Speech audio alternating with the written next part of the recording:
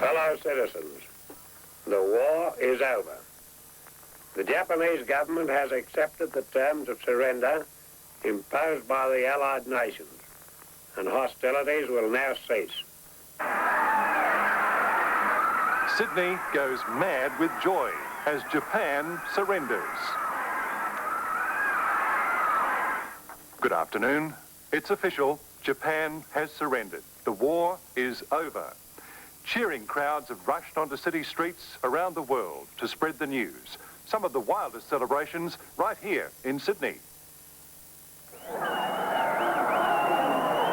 It was the news Australians waited nearly 6 years to hear. When it came, they went mad with joy. Shops and offices closed. Complete strangers hugged, kissed and danced. 1 million people united in a spontaneous explosion of joy. Japan's unconditional surrender was announced at 9 a.m. A ceasefire shortly after. Fellow citizens, the war is over. The Japanese government has accepted the terms of surrender imposed by the Allied nations, and hostilities will now cease. It came exactly a week after the second atom bomb fell on Nagasaki. In an unprecedented broadcast, Emperor Hirohito told his people to give up or face total destruction. The Japanese cabinet has resigned. Their war minister has committed harikari. Japanese planes which approached the US Third Fleet after the surrender were shot down. General Douglas MacArthur has been appointed Supreme Allied Commander. He'll oversee the occupation of Japan. Australian troops will be among the first in Tokyo. Their mission to free our prisoners of war. It's been 6 years of death, weariness, cold fear and courage, but now only joy and thanksgiving.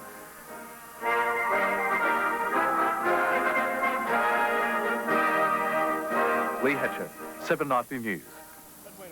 Great news. And similar scenes of delirious joy are happening throughout Australia and in cities, towns and villages of every allied nation. In London, Prime Minister Attlee broke the news. Japan has today surrendered. The last of our enemies is laid low. Back home, tens of thousands of people poured into the broad streets of Melbourne as paper rained down from office windows. It was Hello Sailor, as girls in and out of uniform kicked up their heels. A time to embrace and be embraced. The local Chinese community celebrated too. They've been fighting the Japanese since 1931. In Brisbane, similar scenes. Police struggled to keep control as old and young celebrated. Tomorrow has of course been proclaimed a national holiday.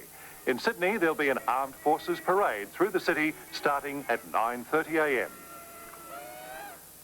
More evidence today of the terrifying power of the atomic bomb, the secret American weapon that helped to win the war. More than 100,000 people worked on the so-called Manhattan Project, but it now appears many had no idea what they were making. Just released, first pictures of the atomic bomb, the awesome secret weapon that has ended the war. The cities of Hiroshima and Nagasaki have been annihilated. The death toll, more than 100,000. The world is asking, what is this weapon? Some have even questioned its use. A few details have emerged. Its awesome firepower comes from splitting atoms of a rare heavy metal called uranium. A task that took 6 years, $2 billion, and a team of 2,500 scientists working in total secrecy. Most were not told exactly what they were making. They found out just 30 days ago in the New Mexico desert.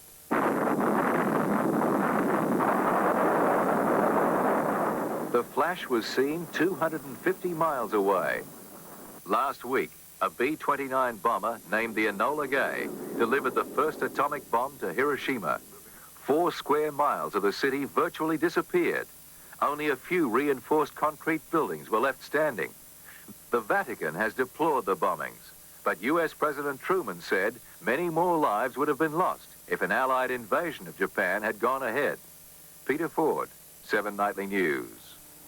In other world news, a death sentence today for Nazi collaborator Marshal Philippe Pétain, who headed the Vichy government during the German occupation of France. Pétain was convicted of high treason after a trial lasting 20 days. Because of his age, he's 89, the jury recommended that the death sentence be commuted to life in prison. To Indochina, where communist guerrilla leader Ho Chi Minh has proclaimed the Democratic Republic of Vietnam.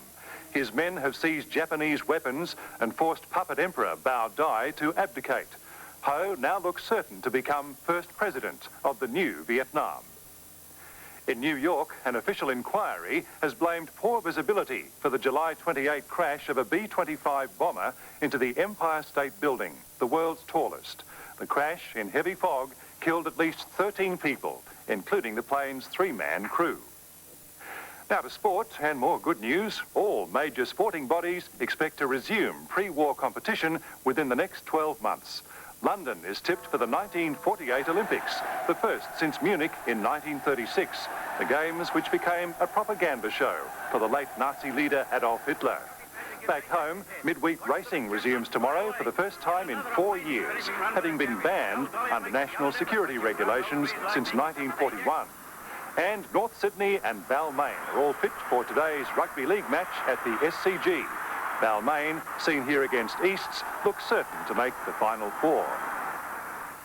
And if you're heading out tonight to celebrate, all theatres will be open as usual. Stage and radio star Bob Dyer is appearing in Paris-le-Soir at the Tivoli. Abbott and Costello are on at the Lyceum, and lots of great war films still playing. Take your pick. There's heaps of action.